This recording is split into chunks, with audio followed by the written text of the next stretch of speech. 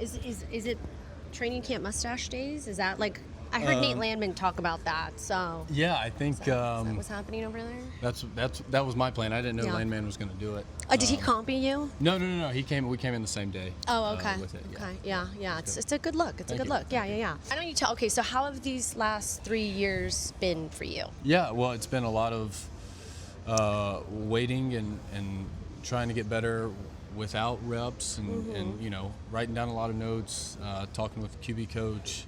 But yeah, just coming to work and trying to do the best that you can that day to, hopefully set you up in the long run. I mean, and that's why football and life there's so many parallels, right? Because it's like winning and losing. But how do you, when you are having a tough day or you're Right. going through something, like how do you right the ship? Like, what helps you? Well, honestly, it helps me to complete a pass, and then we get going, But it's, I don't know. It's related to football. It's just like the next play mentality. If something went wrong, on to the next, and it's leaning on, my teammates and having them next to me. It'd be hard to go out there 1 against 11, and it's impossible. And I guess that's, I don't want to act like I got it all figured out, but it's kind of life. You got to lean on your family, and you got to, your friends, and if you got a tough day, you just keep on going and keep on pushing, and then, hopefully tomorrow will be better.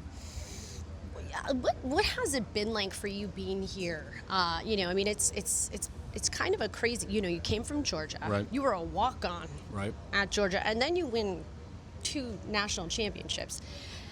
And then you're at the high, and then you come here and you kind of have to start all over Right. again.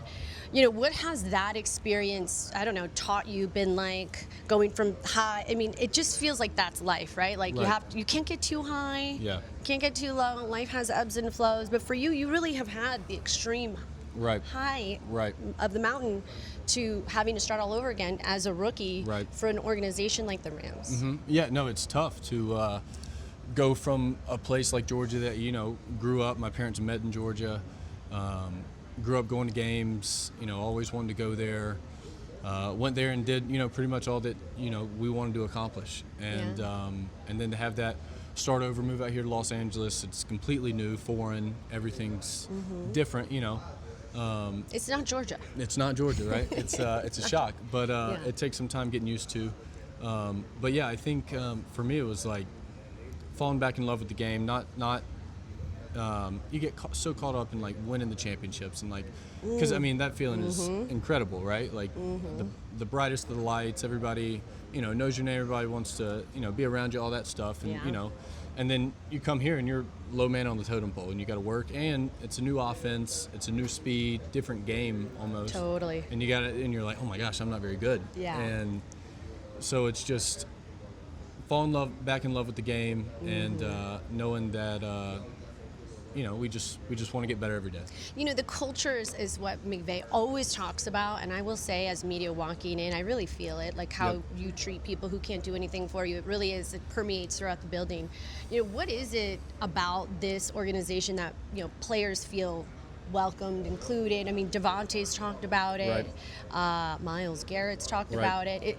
Is that unique to this building, and why? Well, I don't know. This is the only building I've ever been in, Very true. But yeah, I'd say it starts from the leadership on down, and yes, we have the words that go with it, but it's also the actions. Actions speak louder than words. There's always a helping hand out. Everybody's super nice, and then when it's time to go and compete, then everybody turns it on. But yeah, it's definitely they care about the people here, which is allows you to go play free, and you're going to make mistakes, and then you learn from them and all that. Mentorship here. Yep. What has that been like? Who's being under a guy like Sean McVay and playing behind a Matthew Stafford? What are they like in terms of how they've sort of guided you through Right. challenges or struggles or things that are hard, and losing football games, and what has that been like? Right. Well, for me, it's been super cool to just be able to watch. If I ask questions, they're there to answer them, or if they feel like they need to tell me something that I don't even have the questions to ask, they'll do that. But the biggest thing for me is just watching the, consistency day in, day out, how they go about their work, how curious they are to get better, never settled.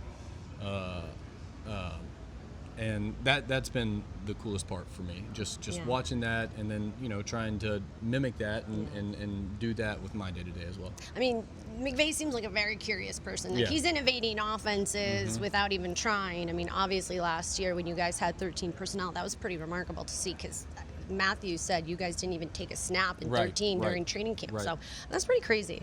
Okay, so the number 2, what has this training camp been like for you now that Jimmy Garoppolo is not here? Right. What have the last few weeks, couple months been like for you?